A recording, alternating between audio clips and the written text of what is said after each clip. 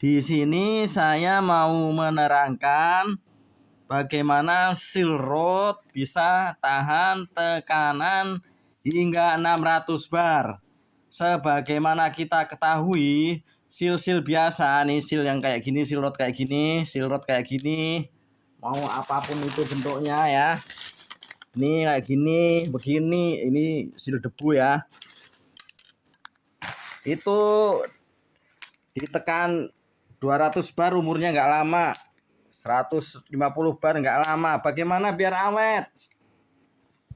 Ya kita bikin seal itu tahan tekanan 600 bar. Makanya kalau cuma dikasih 100 bar, 150 bar kayak di dump truck awet.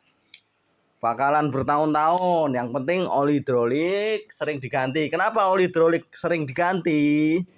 Karena oli hidrolik itu kalau lama nggak diganti, zat pembuang panasnya itu hilang, airnya sangat panas,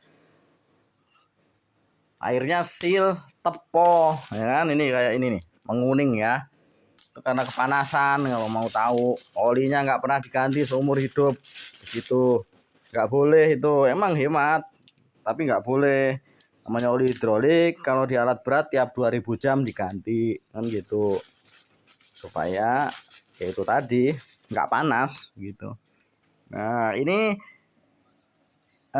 kembali ke ini tadi ya, biar awet bagaimana.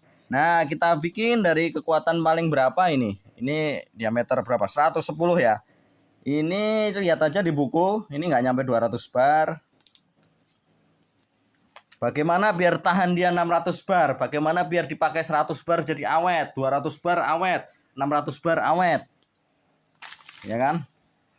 Jadi kalau kita zaman dulu itu ya ada di situs Halid, tapi sekarang udah nggak bisa diakses. Jadi khusus untuk pembuat silinder aja. Di situs Halid dulu diterangkan bahwa perbedaan kalau seal ini mau untuk kekuatan 100 bar, ini misalnya ya, dia clearance itu 0,3 mili. Clearance rumah rod dengan asrod boleh kocak 0,3 mili.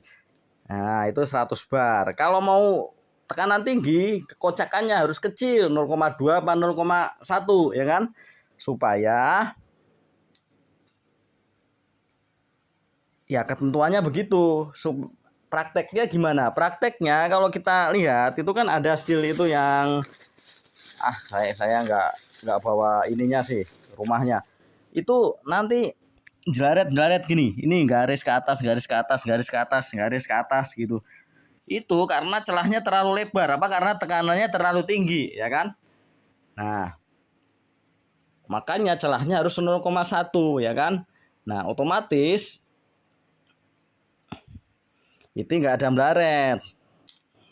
Tapi ada cara lain ya, ada cara lain. Ini saya terangkan ya kan, yaitu ujung seal dikasih ini teflon putih ya. Terserah kalian mau bilang apa. Kalau sebenarnya ini sih nilon bahannya ya, namanya putih gini bukan teflon. Teflon itu PTFE dan nggak ada namanya PTFE itu lembaran gini, nggak ada. PTFE itu cuma bisa buat lapisan. Ini namanya nilon putih, yaitu ring nilon, yaitu kita pasang ring nilon. Ini kan 110 mili. Nah, kita terus ini tebal silnya berapa nih? Nah, kita lihat ya. Kita lihat ya. Oh, sigmatnya Mitotoyo nih, bisa dipercaya ya. Ya enggak sih, semua sigmat juga bisa dipercaya, cuma lebih presisi aja Mitotoyo. Ini 7,5 mili lah. Ini 7 nggak mungkin lah, ini pasti lebih nih. Ini 7, ini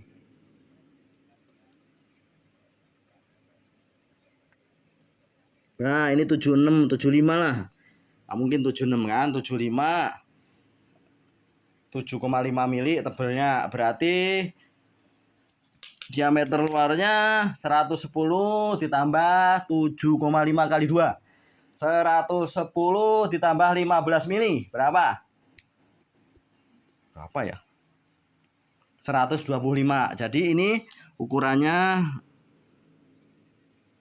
seal ukuran 110 nih, ada tulisannya ya 110 jelas ya. Ini ide ini. Kalau seal rod itu pasti yang tertulis kecil itu ide. Idenya emang 110. Ini kalau nggak percaya kita tes saja 110 pakai 110. Ya, 110. Benar. 110 ya. 110 kali 1,25 kali tingginya berapa nih? Tingginya 9. Nah, biasanya kayak gini antara tinggi seal beneran sama tertulis itu beda.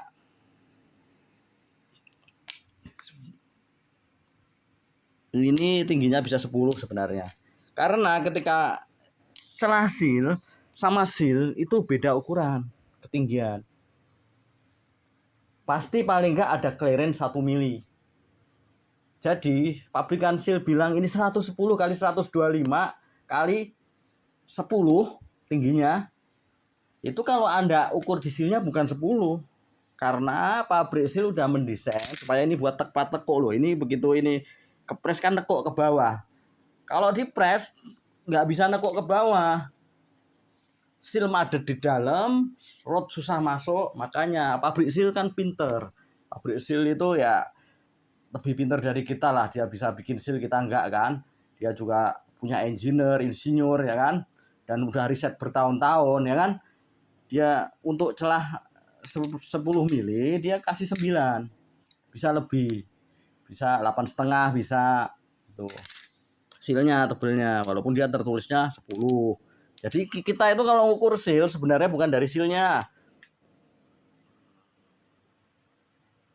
dari got itu, got di rod, dari ukuran rod. Oke, kembali lagi gimana ya biar tahan 600 bar ya. Gampang. Clearance-nya kita misalnya aslinya 0,3 ya, biar rod itu koclak terhadap rumahnya. Saya bisa bikin 0,2, saya bisa bikin 0,1, bahkan saya bisa bikin clearance-nya 0. Jadi awet.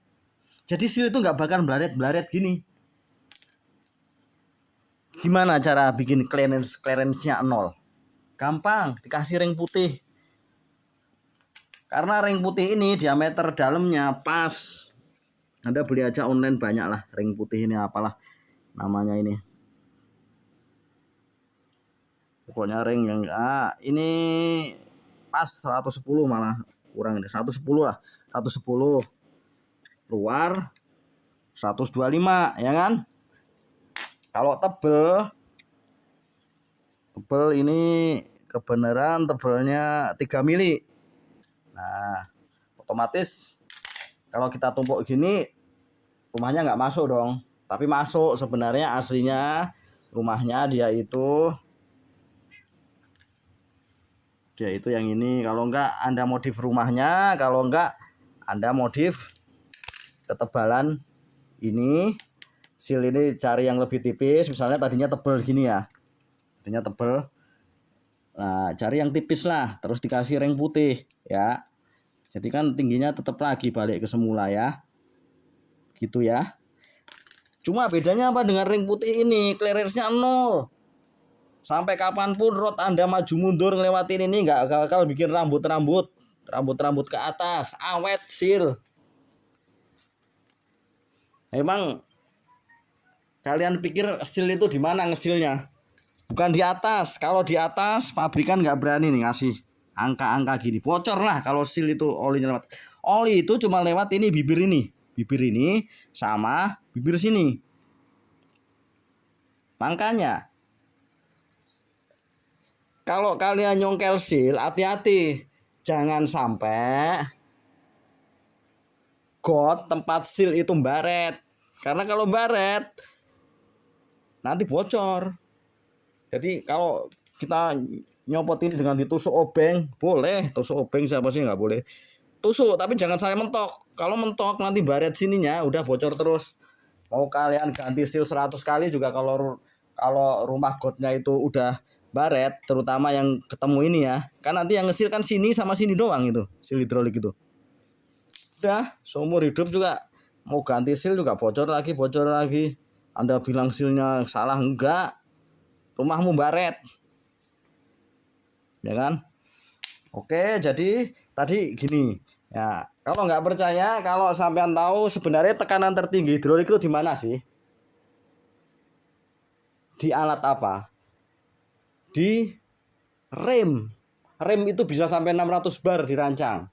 Kalau sampean tahu seal rem itu kan seal kayak gini ditambah seal putih kan? Tuh, menandakan kalau dikasih seal putih ini clearance jadi 0 ya kan? Clearance jadi 0. Dia tahan tekanan sampai 600 bar. Nah, nggak perlu beli seal mahal-mahal, seal ori ya kan, ori merek alatnya gitu kan, alat berat yang mahal misalnya apa sih kan ya, ya paling mahal kayak tepilar lah ya kan, nggak perlu ya kan, kalmar lah apa, nggak perlu sebenarnya. Seal itu yang penting bahannya yang bagus, jangan yang ditarik putus ya, jangan. Beli aja seal yang ada merek lah, ini SKF nih bagus, Halid bagus ya, apalah yang pokoknya dia berani pasang merek berarti dia tanggung jawab. Kalau dia nggak pasang merek berarti malu tanggung jawab kan gitu. Nggak mungkin dia udah pasang logo SKF asal-asalan bikin 1 bulan jebol, nggak mungkin. SKF juga punya otak, nggak mungkin lah produk dikasih merek dia ya kan, sebentar rusak ya, mempermalukan nama besar dia dong. Dia jual seal itu ribuan jutaan seal. Paham? Dan sampai di sini kenapa kalau cari yang berperak, walaupun itu apa ke NPR, apa NKL, apalah apa, yang penting dia punya merek, dia pasti jaga merek itu mati-matian. Otomatis kualitas bahannya pasti ya ada umurnya lah kan gitu ya. Dan itu tadi kalau mau awet, kamu modif. Jadi ada putihnya, awet dijamin. Kalau aslinya udah ada putihnya ya udah, jangan diganti yang silver tebel nggak ada putihnya. Oh, sebentaran jebol. Oke. Nanti saya kasih tutorial lain. Subrek dulu ke channel saya ya kan. Tutorial apa sih, permesinan lah. Oke.